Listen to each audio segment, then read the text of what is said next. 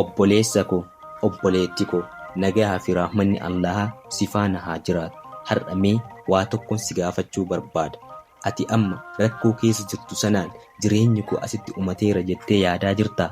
Haala amma keessa jiru darbuun natti ulfaata jettee abdii kutaa jirtaa?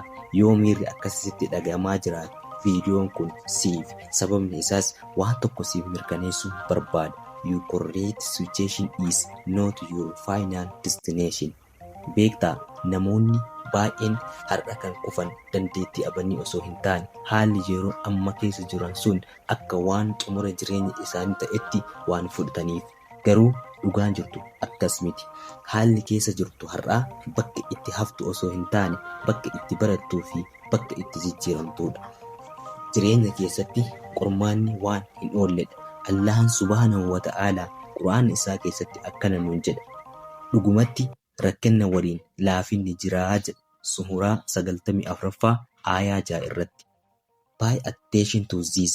Allah did not say real life comes after the hardship. He said it is hit hardship. Allahan rakkoon booda laafinni dhufaa hin jenne. Rakkoo waliin laafinni jiraa jedhe. Hiikaan isaa yookaan kana jechuun rakkoon sun yeroo si mudatutti dandeettiin ittiin dabarsitus obsi kee fi furmaanni isaa achuma keessa si waliin jiraa jedhe. You just need to trust him to see it. Ammas wanti ati beekuu qabdu rakkoon kamuu jireenya kee keessatti si mudatuu danda'a. Rakkoo jireenya kee keessatti waanuma jiruudha. Ammas wanti ati beekuu qabdu rakkoon kamuu jireenya kee keessatti si mudatuu danda'a. Rakkoon jireenya kee keessatti waanuma jiruudha. Mallaqa dhabuu, barnoota keessatti rakkachuu, hojii dhabuu, dhibamuu ta'uu danda'a. Hiree fi hamileedhaan mokkoramuu, rakkoo dhuunfaa, rakkoo hawaasaa ta'uu danda'a. Kana jechuun waanuma ilma namaa mudatutu sis mudatuu danda'a. Garuu rakkinni keessa beekumsi jira. Hiyyummaa keessa carraan jira. Kufaatii keessa ammoo milkaa'inni boruu jira. So do not let your struggle define you. Rakkoon kee eenyummaa kee miti. Mareetiyoo guyyaatti beekumsi tokko kan jireenya keenya jijjiiru. Mareetiyoo. Ammas wanti ati beekuu qabdu jireenyi yeroo hundaa akkuma lagaatti deema. Yeroo tokko ni saffisa, yeroo tokko immoo ni laafa. Yeroo tokko boqonnaa siif kenna, yeroo biroo immoo rakkoo si mudata. Kun amaluma jireenyaati. Garuu haalli ati keessa jirtu kamiyyuu akka duubatti si hin deebi'u. Rakkoon ati har'a keessa jirtu si balleessuuf osoo hin taane si qoruuf dhufu. Rakkoon akka ati jabaatu, akka ati baratu, akka ati of jijjiiru si barsiisuuf dhufu. Kanaafuu jireenya salphaa hin barbaadin. Namummaa jabaa isa haalota rakkisaa hunda keessatti jabaa si taasisee fuulduratti ol si baasu of keessatti biqilchuuf hojjedhu. Namoonni hedduu yeroo haalli itti ulfaatan hin dhiisu. Garuu dhugaan guddaan tokko ni jira. Haalli yeroo hin turu ni darba. Yeroof jabaa fakkaatullee, yeroof sitti ulfaatullee, yeroof waan hin darbine sitti fakkaatullee wanti hin darbine hin jiru. Hunduu ni darba. Garuu ati yeroo duubatti deebite carraa kee itti deebi'uun ni cima. Kanaafuu wanti ati naaf hubachuu qabdu rakkoon hunduu ni darbu. Garuu ati yoo gufuu rakkinaaf harka laattee duubatti deebite ni kufta yookaan ni hafta. Yaadadhu, Nabiyyi Muhammad sallallahu alaihi wasallam illeen waggoota jireenyaa isaanii keessa kan baay'ee rakkisaa ta'an keessa darban osoo mo'ichi guddaan Islaamaa hin dhufin dura. Osoo yeroo waggaa gaddan jedhamutti abdii kutatanii dhiisan ta'e har'a silaa nuti maal keessa akka jirru yaadi. Isaan garuu rakkinni madda milkaa'inatti jijjiiruun dhaloota ilaa hanga qiyaamatti isaan hordofu biqilchan. Sababni isaas tawakkul Rabbii irratti guutumaan guututti hirkachuu isaaniiti. Mee seenaa Nabi Yuusufis haa ilaallu. Jalqaba boolla keessatti gatame. Itti aansee akka garbaatti gurgurame. Itti aansee haqaan malatti hidhame. Garuu haalonni kun hundi Yuusufiin duubatti hin deebifne alayhi salaam. Inni dhugumaan Allaha irratti hirkatee jira. Rabbiin kiyanaaf jira jedhee amanee jira. Xumura irratti maaltu ta'e? he becomes the king of Egyptian. Kanaafuu rakkoon kee har'a qophii mootummaa kee boruuti.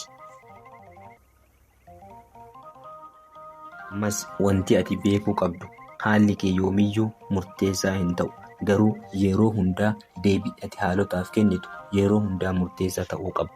Yeroo hundaa mul'ata kee qofa hordofuu qabda.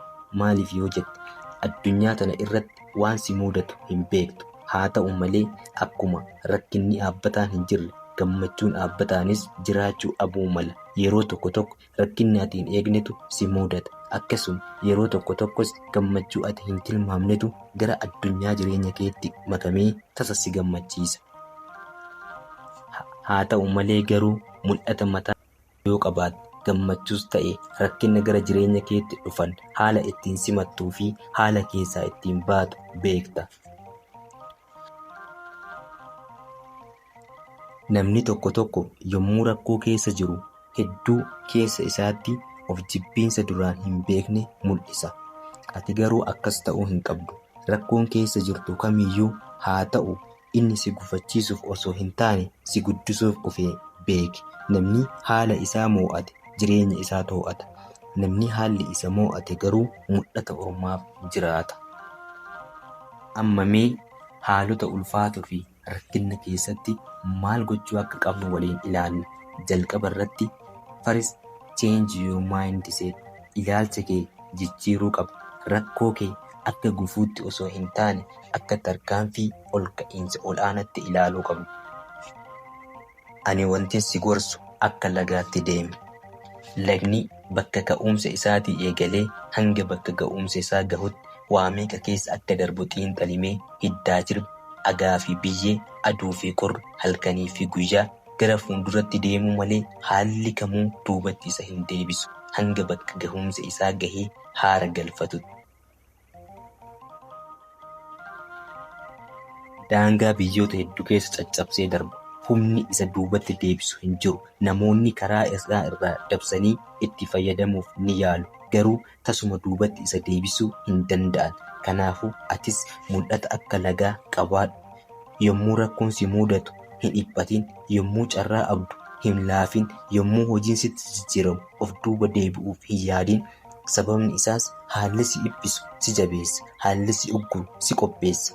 Ati fuulduratti qophaa'aa jirta. Haalli amma si rakkisu hundi leenjii mul'ata keetiiti. Leenjii jireenya keetiiti. Haalli gaaris hamas ta'uu danda'a. Garuu haala osoo hin taane kan nama miidhu ilaalcha nuti haala saniif qabnudha.